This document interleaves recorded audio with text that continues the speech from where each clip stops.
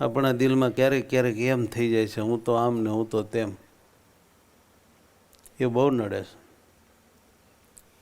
બહુ જ નડે છે.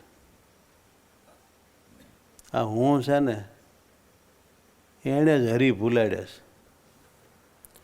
હું એમ થઈ જાય ને એટલે હરી વહી જાય.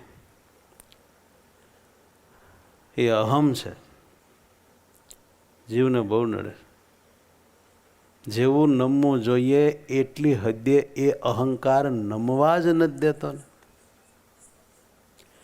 જેવું નજીક થવું જોઈએ એટલા નજીક એ મારો બેટો થવા જ નથી દેતો ને.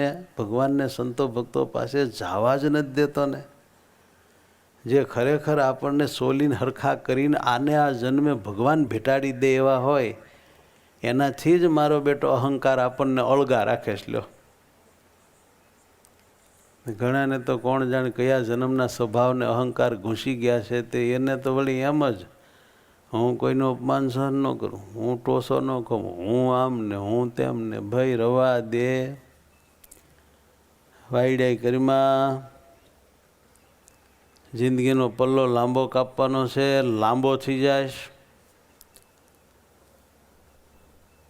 તું ભલામણા તારી ઇન્દ્રિય અંતકરણના ટોસા ખમેશ, તારા ભંગાર સ્વભાવનો રોજ માર ખાશ, તુચ્છ પંચ વિષય આગળ રોજ વાંકો વળી જાશ, તો ભગવાનને ભગવાનના સંતો આગળ તારે વાંકા વળવામાં, હાથ જોડવામાં, નમવામાં, નિર્માની થવામાં, હાજી હાજી કરવામાં કોડા તારું જાય શું?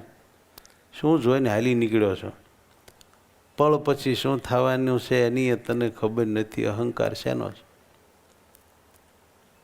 પણ જીવને મોટા ભાગનાને બુદ્ધિ જ નથી એવું લાગે છે આપણને.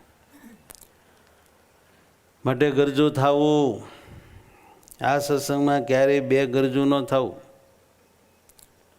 વારે વારે આવો યોગ નહીં આવે, વારે વારે આવો મનુષ્ય દેહ નહીં આવે, વારે વારે આવો સત્સંગ નહીં મળે, વારે વારે આવા સાધુ નહીં મળે, વારે વારે આવા હરિભક્તો ભેળા નહીં થાય. આ તો બધું તકે તક ભગવાને ગોઠવી દીધું છે. માટે આ અવસર ચૂકવો નહીં. અતિ મોંઘો અણમૂલો અવસર માની આને ખૂબ માણવો અને ભગવાન પકડી લેવા.